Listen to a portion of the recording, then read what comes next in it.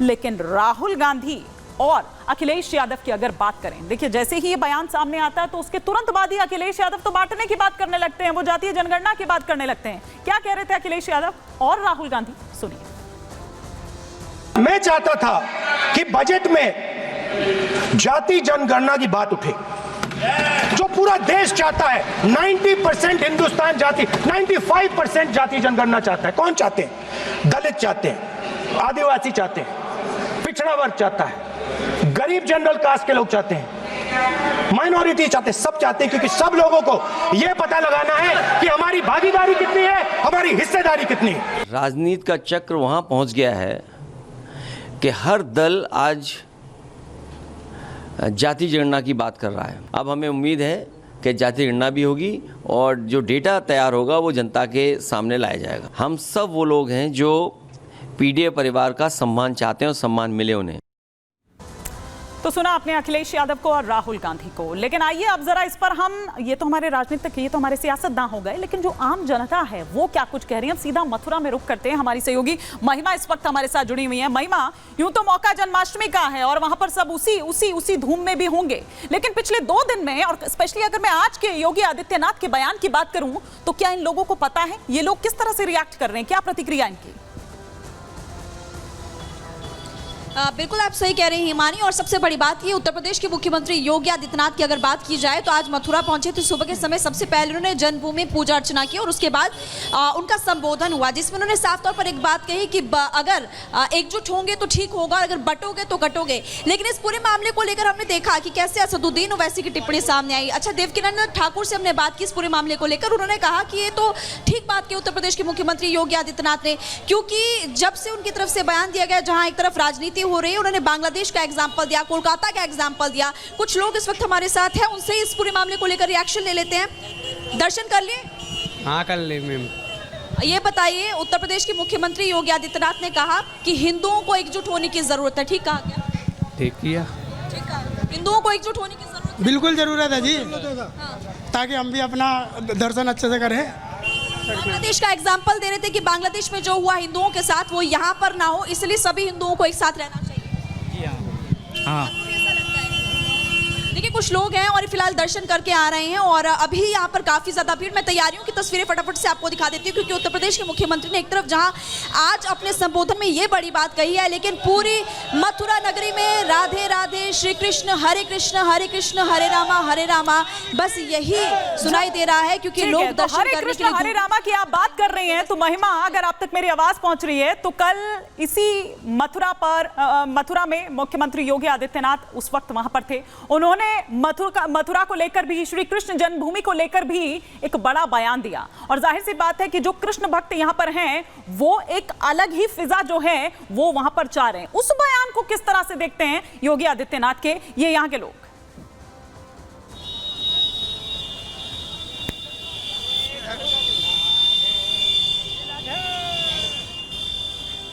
चलिए, महिमा का मैं रुख करूंगी, लेकिन चूंकि जन्माष्टमी का आज मौका है और वो धूम जो है देश भर में दिखाई दे रही है, तस्वीरें भी लगातार हम आपको दिखा रहे हैं, लेकिन ये भी बता रहे हैं कि मथुरा हो आगरा हो, 2 दिन में 2 अहम बयान जो हैं वो मुख्यमंत्री योगी आदित्यनाथ के सामने आते हैं। इस पर जो हमारा साधु संत है, जो संत समाज है, वो क्या कुछ कह रहा है, वो किस तरह से अपनी प्रतिक्रिया इस पर दे रहा है, आइए आपको सुनवाते हैं। हिंदू महासभा के अध्यक्ष हैं स्वामी चक्रपाणी महाराज, उनका क्या कुछ कहना है।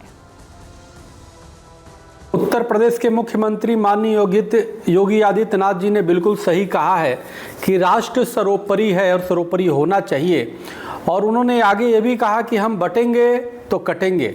बांग्लादेश का उदाहरण देते हुए उन्होंने बिल्कुल सही कहा। तो इसलिए आज राष्ट्रहित में, विश्व हित में, मानव हित में एकजुट होने की आवश्यकता है। निश्चित रूप से अगर एकजुट नहीं होंगे, बटेंगे तो कटेंगे, ये बिल्कुल बात सही है। सवाल ये है कि आदरणीय मुख्यमंत्री जी बांट कौन रहा है? मुख्यमंत्री जी कौन बांट रहा है? बांटने वाला कौन है? केंद्र सरकार में, पीएमओ में, देश के विश्वविद्यालयों में कौन रहेगा, कौन नहीं रहेगा, कौन बांटने का काम कर रहा है मुख्यमंत्री जी?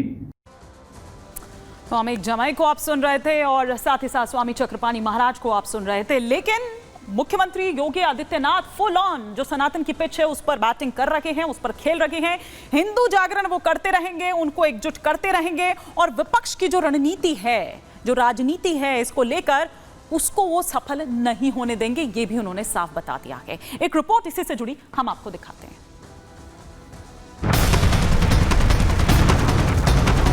उनको फिलिस्तीन दिखाई देता है लेकिन बांग्लादेश नहीं दिखाई देता। राष्ट्र तब सशक्त होगा जब हम एक रहेंगे, नेक रहेंगे, बटेंगे तो कटेंगे। बांग्लादेश में तख्ता पलट हुआ तो भारत में बैठे देश विरोधी मानसिकता के लोग मुखर हो गए, केंद्र सरकार पर निशाना साधने लगे, देश को तोड़ने वाली सोच खुलकर सामने आने लगी।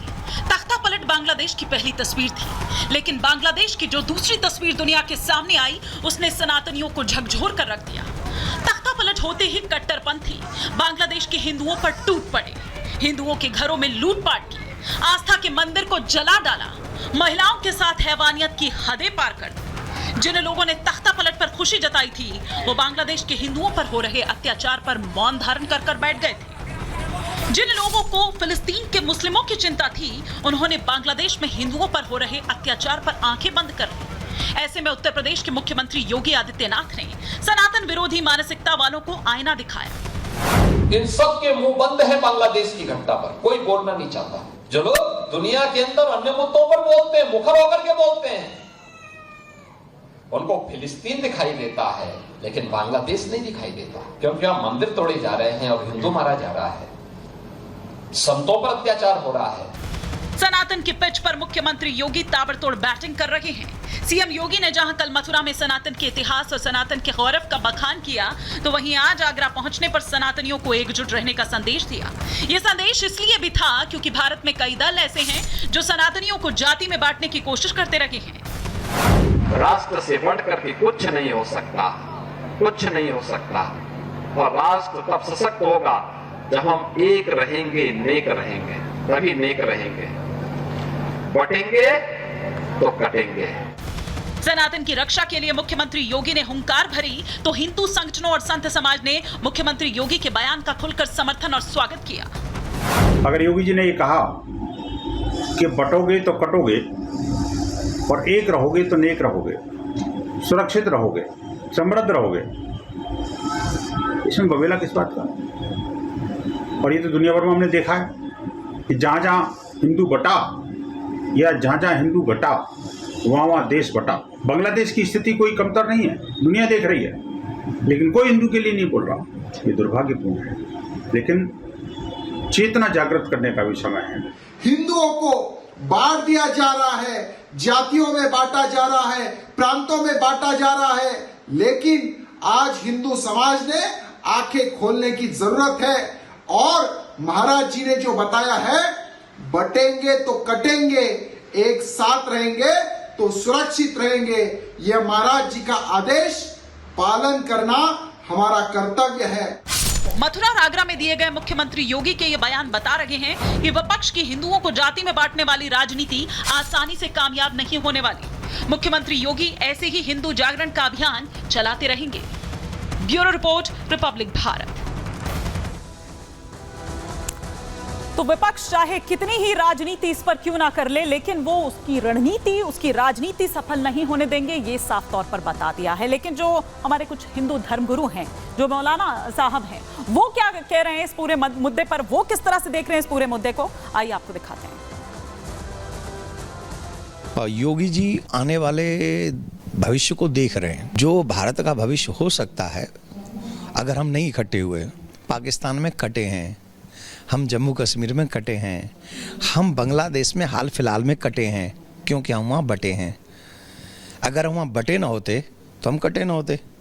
मैं समझता हूँ उनके कहने का मकसद ये होगा कि सारी इंसानियत एक कुनबा है और सबको मुत्तहिद रहना चाहिए इंसानियत के उसूलों पर, और सबको नेक रहना चाहिए, उन्होंने खुद कहा, और सबको एक होकर के एक ही सब मालिक की तरफ अपना ईमान ना चाहिए। बिल्कुल ठीक है, समाज को एक साथ रहना चाहिए, एकजुट रहेगा समाज तो सुरक्षित रहेगा। नहीं तो पाकिस्तान तो चाहता है और देश में कुछ शक्तियां जो समाज को बांटना चाहती हैं, ये समाज एक साथ रहेगा तो ठीक रहेगा। ये बिल्कुल ठीक है। एकजुटता में ही ताकत है और देश यदि एकजुट होकर के अपने बुराइयों पर मुकाबला करे